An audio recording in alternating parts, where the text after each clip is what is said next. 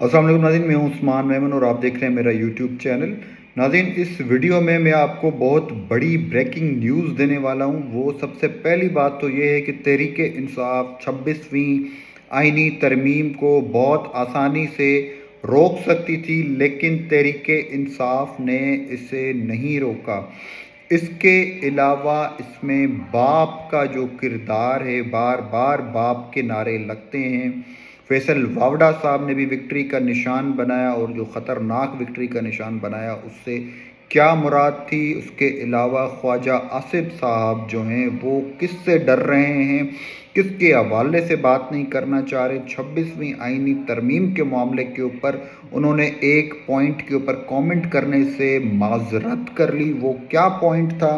उसके अलावा ये खबरें आ रही हैं कि बिलावल भुट्टो जरदारी साहब को इस पूरी आइनी तरमीम को पास करवाने के लिए वज़ीर आज़म की सीट ऑफ़र की गई है, और वज़ीर आज़म बनने वाले हैं वो बहुत जल्द। तो इस मामले में सबूतों के साथ, तमाम एविडेंसेस के साथ आपसे बात करूंगा, तो वीडियो के साथ जुड़े रहिएगा। अभी तक अगर आपने मेरे चैनल को सब्सक्राइब नहीं किया है तो सब्सक्राइब करें, लाइक करें, शेयर करें, बेल आइकन पे क्लिक करें। नाज़रीन, सबसे पहले मैं अपने पहले मुद्दे की तरफ आगे बढ़ता हूँ। अब नाज़रीन, पहला मुद्दा हमारा ये है कि तहरीक इंसाफ 26वीं आइनी तरमीम को बहुत आसानी से रोक सकती थी, क्योंकि 26वीं आइनी तरमीम में सबसे बड़ा मुद्दा, सबसे बड़ा मसला ये था कि chief justice of Pakistan Mansoor Ali Shah साहब को नहीं बनाया जाएगा अब। उसके अलावा जो मुनीब अख्तर साहब हैं उनको भी स्किप कर लिया जाएगा। यहया अफरीदी साहब का नाम मोस्ट फेवरेट करार दिया जा रहा है चीफ जस्टिस के लिए, और हुकूमत जो है उन्हीं को चूज़ करने जा रही है। तो जस्टिस मंसूर अली शाह, जस्टिस मुनीब अख्तर, इन दोनों के हवाले से उनका नाम जो है वो क्रॉस कर लिया गया हुकूमत की जानिब से। इसी को रोकना था तहरीक इंसाफ ने। अब हम आप आते हैं कि कैसे। इसमें बहुत क्लियर चीज़ है, बहुत क्लियर। मैं आपको बहुत क्लियर चीज़ बताने वाला हूँ कि हुकूमत को रोकने के लिए तहरीक इंसाफ ने एक लेटर ड्राफ्ट करना था और वो लेटर सबमिट करवाना था। तहरीक इंसाफ ने सिंपली एक काम करना था, वोट ऑफ नो कॉन्फिडेंस जो है वज़ीर आज़म के ख़िलाफ़ वो सबमिट करवाना था। नेशनल असेंबली के रूल्स ऑफ प्रोसीजर के तहत 3 दिन तक वो उसके ऊपर वोटिंग नहीं करवाई जा सकती। 3 से 7 दिन, 3 दिन उसके ऊपर डिबेट होगी, बात होगी, सेशन कॉल होगा, जो भी होगा। 3 से 7 दिन तक का वक्त है। मतलब अर्लीस्ट भी अगर हुकूमत चाहती तो चौथे दिन सेशन कॉल होता। रात में ये तरमीम पास हुई है। आज 21 तारीख है, 21 तारीख के दिन ये तरमीम पास हुई है। अगर 20 तारीख को ये अगर करवाती हुकूमत तो कम से कम 23 तारीख तक कोई तरमीम पास नहीं हो पाती। हो सकता है 24 तक ना हो, 24 तक बल्कि ना हो पाती। एक दिन बचता। फिर हुकूमत किस तरीके से तरमीम लाती, किस तरीके से चीफ जस्टिस ऑफ पाकिस्तान, जिनका नोटिफिकेशन होना है 24 को, उसको नोटिफिकेशन करवाती। आपको पता है कि कितनी तवील चीज़ रही है, अगले दिन तक चली गई पूरा मामला। तो इसके ऊपर हुकूमत के रास्ते में रोड़े अटका सकती थी तहरीक इंसाफ, उसको रोक सकती थी। हो सकता है कि हुकूमत को इतना टाइम दरकार होता, हुकूमत इस तरीके से जाती कि ये तरमीम जो है 25 के बाद चली जाती। काजी फायज ईसा साहब जो है वो चले जाते, और कल को ये तरमीम जो है किसी भी मामले को लेकर अगर सुप्रीम कोर्ट में जाती तहरीक इंसाफ प्रॉपरली अपने लॉयर्स के साथ, तो उसको चैलेंज भी कर सकती थी। मामला डिफरेंट तरीके से एग्जीक्यूट किए जा सकते थे, लेकिन तहरीक इंसाफ ने उनको ऑप्ट ही नहीं किया। तहरीक इंसाफ ने उस तरीके से वो गई ही नहीं। जो इमरान खान साहब जेल में बैठे हुए नाराज़ हो रहे हैं कि आप मेरे अहकामात को नहीं मान रहे, आप प्रॉपरली प्रोटेस्ट नहीं कर रहे, मैंने प्रोटेस्ट कॉल ऑफ नहीं किया, आपने प्रोटेस्ट कैसे कॉल ऑफ किया। इनके मुसविदे के ऊपर इमरान खान साहब नाराज़ हुए कि आप इस मुसविदे को मेरे पास लेकर कैसे आए हैं। तो इन पूरी सूरत हाल में जो चीज़ें मुझे नज़र आ रही हैं वो तहरीक इंसाफ खुद ही इंटरेस्टेड नहीं है। ऐसा लग रहा है कि तहरीक इंसाफ खुद ही नहीं चाहती। تحریک انصاف خود ہی انٹرسٹڈ نہیں ہے عمران خان صاحب کو باہر لے کر آنے میں. وہ اپنی چاندی کر کے بیٹھے ہوئے ہیں اس وقت. جو لوگ بھی باہر ہیں ان کی امپورٹنس تب تک ہے جب تک عمران خان باہر نہیں آتا. جس دن عمران خان باہر آ گیا یہ سب لوگ زیرو ہو جائیں گے, سب کے سب لوگ. اس لیے یہ عمران خان کے ساتھ سنسیئر نہیں ہیں اور نہیں چاہتے کہ عمران خان باہر آئے. اس طرح کی مختلف خبریں ہمارے سامنے بھی آئی ہیں. اسی لیے ایک دوسرے کو کاٹتے ہیں. ایون جو ایک سمپل ایم این اے جو پارٹی کے ساتھ سنسیئر ہو اس کو بھی کاٹتے ہیں تاکہ یہ کہیں ابھر کر سامنے نہ آ جائے, یہ کہیں اوپر نہ آ جائے. ہر بندہ ایک دوسرے کے اگینسٹ کام کر رہا ہے, ہر بندہ لابنگ کر رہا ہے. تو یہ تحریک انصاف کی اس وقت صورتحال ہے. اس کے بعد سیکنڈ پوائنٹ کے اوپر دیں باپ. آپ سب کو پتہ ہے کہ یہ باپ آخر ہے کون. فیصل واوڈا صاحب کی جو وکٹری والی جو سپیچ ہے جو آج کل ٹویٹر پر سوشل میڈیا پہ وائرل ہے, اس میں جو باپ کا نشان وکٹری کا انہوں نے بنایا ہے نا, اس میں آپ سمجھیں گے کس طریقے سے پاس ہوئی. اس کے علاوہ فیصل واوڈا صاحب نے میڈیا کے سامنے بولا کہ ابھی تو کچھ لوگ ڈگی میں بیٹھے ہوئے ہیں, ڈگی سے لوگوں کو ہی ہم نے نہیں نکالا, ابھی اگر میں ڈگی سے لوگوں کو نکالا تو وہ تو ایکسٹرا ہو جائیں گے. تو آپ یہ سوچیں کہ ڈگی میں کون اٹھا کے لاتا ہے لوگوں کو.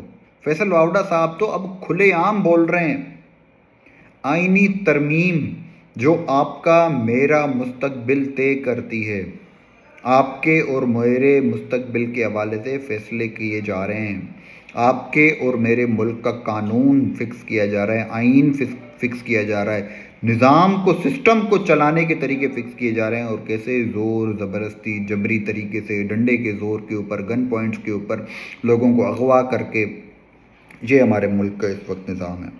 اور ہاں, خواجہ آصف صاحب, حامد میر صاحب نے اپنے پروگرام میں خواجہ آصف صاحب کو وہ باپ والے کلپس چلا کر دکھائے بلاول بھٹو زرداری صاحب کے. بلاول بھٹو زرداری صاحب نے باپ پارٹی کی بات کی تھی, لیکن بہرحال انہوں نے وہ کلپ بھی چلایا.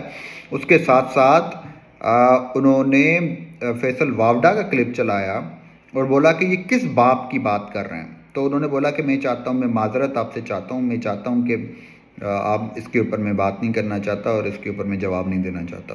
تو حامد میر صاحب نے بولا کہ ہاں, ہنس کے بولا کہ ہاں میں بھی پتلی گلی سے نکل جاتا ہوں. تو آپ سمجھدار ہیں کہ وہ کیا کہنا چاہ رہے ہیں. بہرحال اب آگے چلتے ہیں. اعزاز سید صاحب نے ایک ٹویٹ کیا ہے, اس سے صاف ظاہر ہوتا ہے کہ میاں نواز شریف صاحب کا غرور کس قدر ہے. انہوں نے کہا کہ پارلیمنٹ میں مولانا صاحب جب بیٹھے ہوئے تھے تو بلاول بھٹو زرداری صاحب اپنی سیٹ سے اٹھ کر ان سے ملے.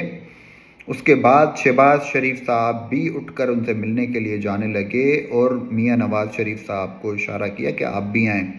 میاں نواز شریف صاحب نے انہیں جواب میں اشارہ کیا کہ اپنی سیٹ پر ہی کھڑے رہو. دیکھیں آپ غرور کا جو مقام ہے, کیا غرور ہے ان کے اندر. میاں نواز شریف صاحب شیر ہیں. اس کے بعد جب وہ چل کر مولانا صاحب خود چل کر میاں نواز شریف صاحب کے پاس آئے اور انہوں نے جب ملے تو پیچھے سے پوری اسمبلی میں شیر شیر کے نعرے لگے. تو میں تو کہتا ہوں شیر شیر نہیں, باپ باپ کے نعرے لگنے چاہیے جو فیصل واوڈا صاحب لگا رہے ہیں. شیر کہاں ہیں, تو باپ ہے. پھر دکھی جو ہے وہ بیٹھ کے اپنے کلپس بنواتے ہیں, میمز بنواتے ہیں. نواز شریف صاحب شعر پڑھتے ہیں کہ میرا بڑا ظلم ہو گیا. لگتا ہے انہیں 2017 کی جو اسپیچ یاد, 2017 کا کی نائل ہی یاد آ گئی تھی کہ کس طریقے سے انہوں نے ججز نے انہیں نائل کیا تھا ان کی چوری پکڑے جانے کے اوپر. تو بہرحال یہ معاملات ہیں ہمارے. جو نواز شریف صاحب ہیں وہ اس پوائنٹ کے اوپر ہیں.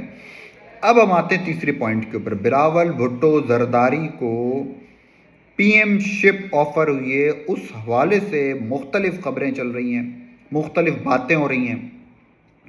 دیکھیں بلاول بھٹو زرداری نے جو کیا ہے وہ انہوں نے اپنی ذات کے لیے کیا ہے یا اپنی پارٹی کے لیے کیا ہے, یہ ایک بہت بڑا سوال ہے. دیکھیں بلاول بھٹو زرداری نے اس وقت جو کیا ہے, آپ اسے کوئی بھی نام دیں, بلاول بھٹو زرداری کی پارٹی کے منشور میں یہ تمام معاملات شامل تھے.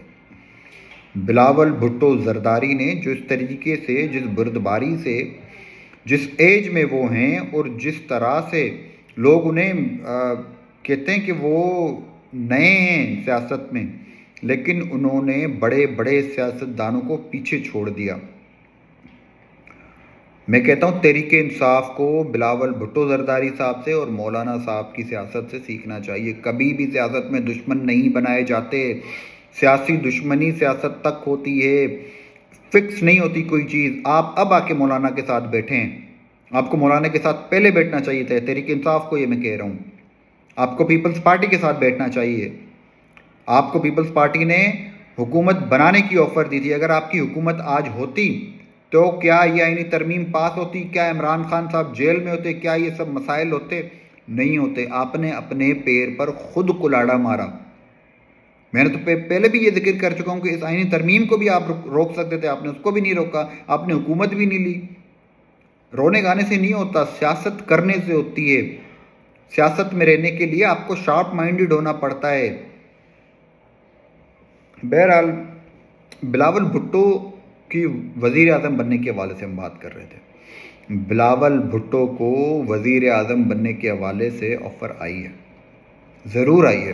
وہ ابھی نہیں، شروع سے ان کے پاس، بلاول بھٹو زرداری کے پاس یہ آفر تھی اور حکومت کی جانب سے تھی. حکومت نے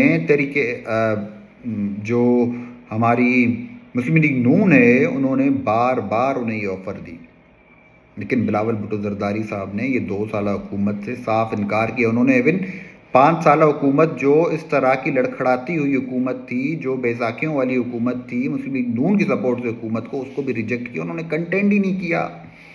ڈے 1 پہ بلاول بھٹو نے یہ کہا ہی نہیں کہ مجھے حکومت دی جائے. انہوں نے کہا جس پارٹی کی زیادہ سیٹیں ہیں وہ حکومت بنائے. مطلب مسلم لیگ نون، اس سے پہلے وہ تحریک انصاف کو آفر دے چکے تھے، تحریک انصاف کو ملٹیپل دفعہ بولا، لیکن تحریک انصاف نے انکار کیا. تو بہرحال بلاول بھٹو صاحب پہلے اس چیز سے انکار کر چکے. اب بات آتی ہے سیکنڈ والی چیز کے اوپر کہ کیا انہیں بعد میں حکومت، جو 5 سالہ حکومت ہے، اس کے حوالے سے کوئی آفرز ہیں. تو 5 سالہ حکومت کے حوالے سے جو میرے پاس خبریں ہیں کہ بلاول بھٹو نے اس طرح کی کوئی ڈیل نہیں کی.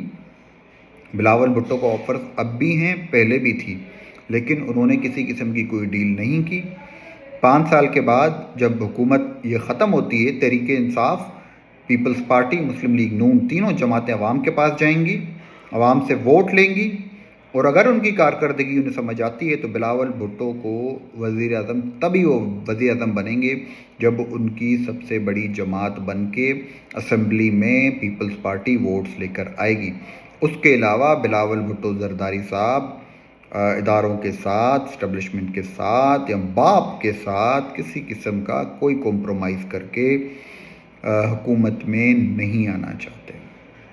ناظرین، اب تک کے لیے اتنا ہی. اگر ابھی تک آپ نے میرے چینل کو سبسکرائب نہیں کیا ہے تو سبسکرائب کریں، لائک کریں، شیئر کریں، بیل آئیکن پہ کلک کریں.